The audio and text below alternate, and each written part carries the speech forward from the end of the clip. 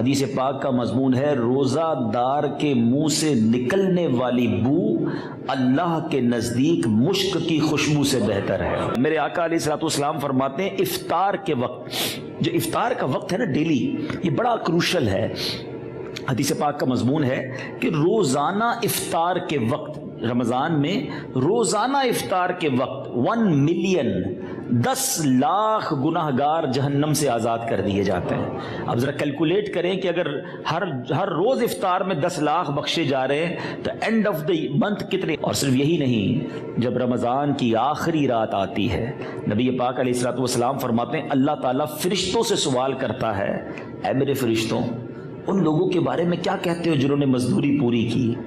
فرشتے عرض کرتے مولا مزدوری تو پوری ملنی چاہیے۔